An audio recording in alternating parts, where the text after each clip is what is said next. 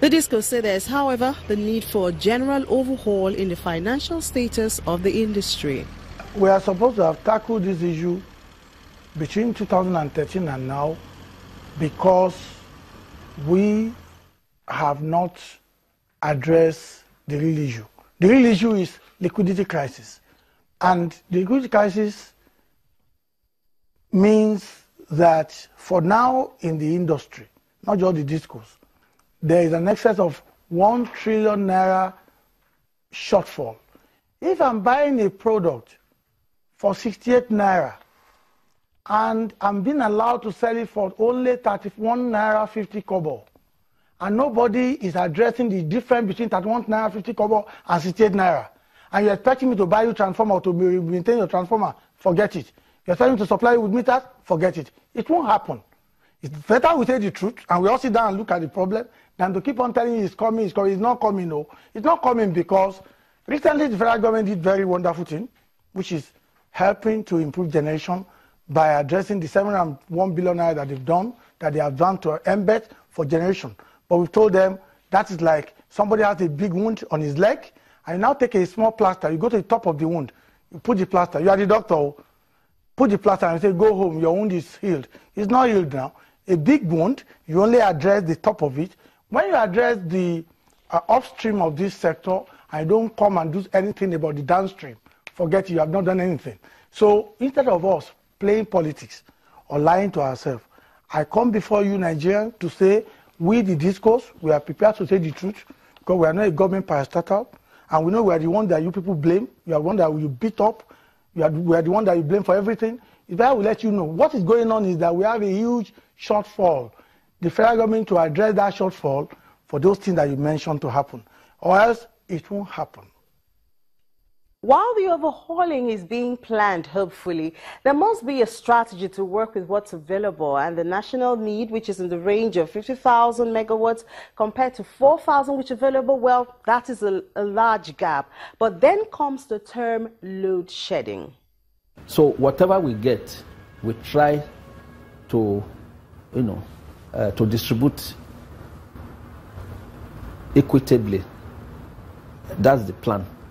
But sometimes when you say, okay, this side will be on probably 8 hours now, then other side may not, may be on load shedding. But by the time you want to now change, sometimes transmission, there may be problem on the grid. And you won't be able to, there will be no power in both, the one that I've been using and the one you wanted to change to. So this is one of the problems. Like I said, we can only distribute what we get from the grid. Sabotage of gas assets and pipelines, which has decommissioned power plants and the ability to provide up to 3,000 megawatts of power. It's out of commission because of the damage to the gas pipelines. The 3,500, 3,800 we have been able to keep on the grid over the last few months will be assisted greatly if we can have the gas pipelines back and add that 3,000 to it. That means that we'll be able to deliver well over 6,000 megawatts if the gas pipelines are safe. But that sabotage has also created debt problems, liquidity, shortfalls in power expectation, and therefore shortfalls in recovery, because consumers are more resistant to payment when they don't have electricity, and I will be too, and you will be too. And we see that they pay more when the power is more stable. The generating company said they are seeking ways to meet up with the demand. One of it is the combined cycle power plant. The combined cycle power plant is a higher technology that brings along with it better quality, cheaper cost ultimately, and better prices to everybody. It is easier for us to maintain a combined cycle power plant. It's easier for us to get feedstock for a combined cycle power plant. And ultimately, that simply means it's cheaper in terms of tariff to the customer ultimately. The quantum of gas that we use here today is about 394 million scoff of gas per day.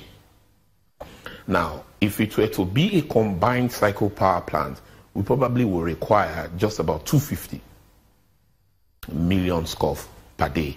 Invariably, we'll be using less gas to produce more power if we use newer technologies in generating electricity. That's where we're going ultimately, which is where and when we will get to 2,670 megawatts I told you about earlier. With all these issues to tackle, there's seems a need for more interaction between the discos and the consumers.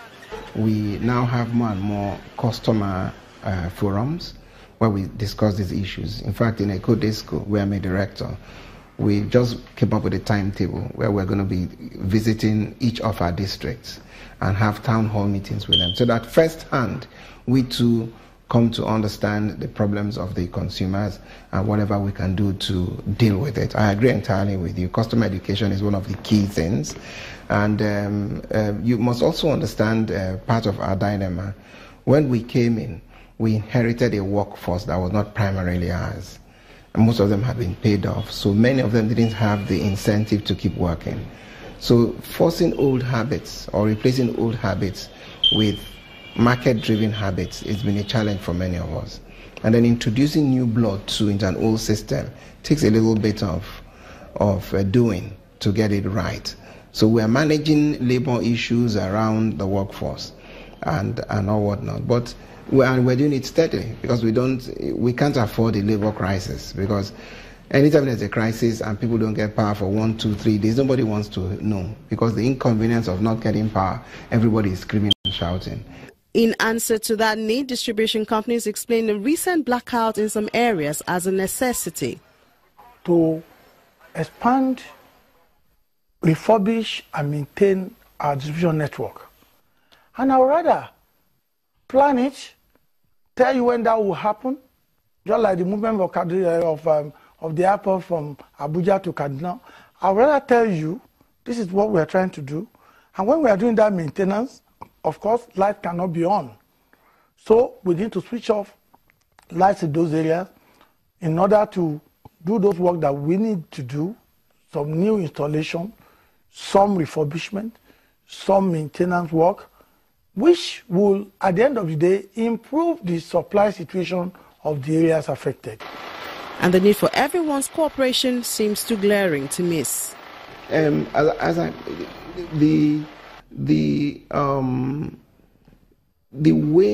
way our economy can grow in leaps and bounds, especially in a recession like this, is to get power right.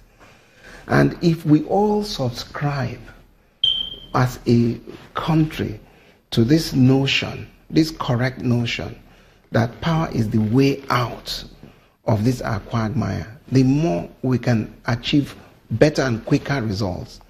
But if we have people who are resisting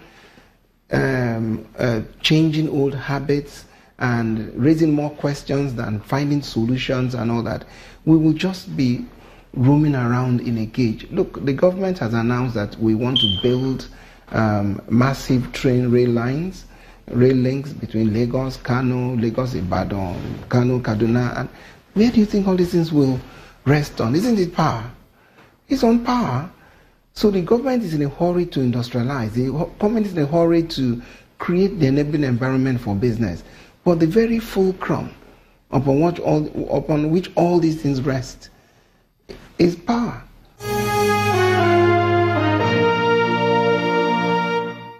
The minister has promised that the new approach will have the council find ways to simplify and reduce the cash deficits that have accumulated as a result of previous reduced tariffs over the years. This, we hope, will deal with the worries of the discos, and consequently, Nigeria will enjoy steady power supply. Well, that's it for this episode of Big Story. I'm Amy Thompson. Let's meet on our social media platforms.